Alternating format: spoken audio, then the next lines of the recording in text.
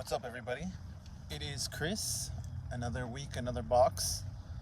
Full disclosure, I actually did open this one and pull the manifest out. So, yeah, no struggling with the box to begin the video. But before I go through it, just wanted to touch again on what spot is doing. It's been going nothing but up for the last week to 10 days.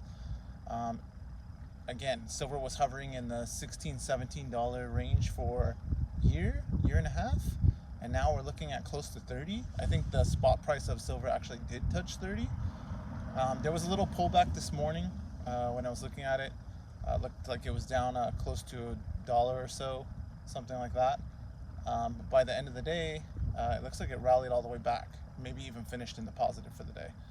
So it still looks like the trajectory is upward. Listening to a few other videos, they mentioned that when you look at it from like a fundamental trading kind of point of view, that silver has the different support levels. Myself personally, I know the metals market is highly manipulated by the paper market on precious metals. JP Morgan being the big culprit as far as manipulating the prices, but that being said, I think in the end, physical is still going to be a big part of where you want to be moving forward. It's something that, again, I don't really see it as an investment. It's more of a preservation of value. So if you have cash, I mean, every dollar that you have is losing value every day. So these kind of things, while it may seem like a hobby or something to be into, you really are doing yourself a favor. And at a time like this, it's kind of hopefully gonna prove to a lot of people that that there is price action in precious metals. It's not just gonna stay down where it was. Hopefully, I don't think people have gotten too much into it yet. I think it's kind of on the periphery. They kind of understand that those days are coming where having something physical is going to be more important than a number in a bank account. But we're still in that period where people are caught up with other things for good reason. So, with that being said, take a look what we got. Now, I'm not sure exactly what's in here. I am pretty sure this is a box that I ordered with some purse stuff in it from Perth Mint. They always have great looking items. So, I'm actually just as curious to see what I ordered. So let's see. I actually didn't look at the manifest even though I took it out. So let's see what we got before I drop this like I did last time. Looks like these are all coins or rounds. So let's take a look. And they're all in nice capsules, which is nice. So let's take a look what we got. Okay. So, this rings a bell. So here we have the Nui, I believe they're called, round. It's the Atlas round. I saw these on JM Bullion a few weeks back. I believe it was JM Bullion. Yeah, because this is an APMEX box. And I kind of really like the quality of the other items from this mint. They look nice. They've got a good shine. Very detailed. This one is a 2020 coin that they minted. It is a coin because it has a dollar denomination on top, $5 in their country. So I got a few of these. Again, adding diversity to my stack. Something that if I do liquidate, which I've been thinking about trading up some of my silver into gold, because I don't feel like gold has really kept pace with the rocket ride that silver's taking. So getting rid of some of the silver, switching it into gold, which in the end, I think obviously gold is the most recognizable, most desirable to have. But I'm very happy that I took silver seriously, because now I have quite a decent amount to be able to trade up to gold. And the ratio right now is somewhere in the 70s, 70 ounces of silver per ounce of gold.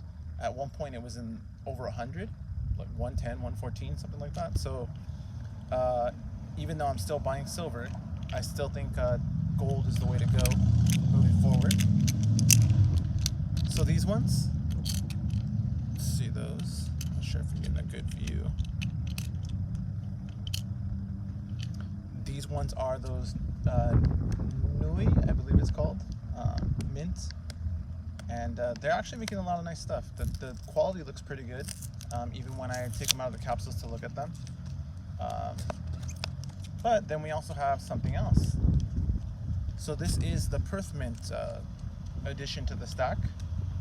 Forgive the people going by. It's I kind of like doing these videos outside once in a while, just because it's nice to see the shine in the actual sunlight, which is why I'm doing it here. But this was the other pickup. So this is the Perth Mint Kookaburra. This is the 2 ounce. I think it's called the Mother and Baby coin from the Perth Mint Kookaburra. Of course, everybody's favorite queen on the back. The reason I picked this up is it's again something different. Kookaburras, obviously, that's a staple of a lot of people's stacks. Everyone kind of loves the Perth Mint. They make high quality stuff. Their silver's always in demand. Earlier this year, when you couldn't get things from Perth, the prices were pretty inflated, high premiums. So again, this is just something else. You can kind of see the detail on there of the baby bird with the mother. Just something different. The Kookaburra coin itself is pretty nice, but I actually like the other stuff that Perth Mint makes. But again, my feeling going forward is, especially when the non-stacker community starts getting into precious metals, things like this, which may seem like to a normal stacker, obviously we focus on best price, weight that you can get for, a good deal. That's pretty much the name of the game. With these, my rationale is that as people get more into this, especially in times like this where it's starting to get on people's radar with the high prices, these kind of things are gonna be available for sale, and you can make back the premium you paid plus something more. So again, that's why I'm adding the diversity in the silver. If I end up trading some weight for gold, I think I will trade them for either Buffaloes or American Eagles, just because of the ease of selling them to like a coin shop or back to exchange, bullion, whatever.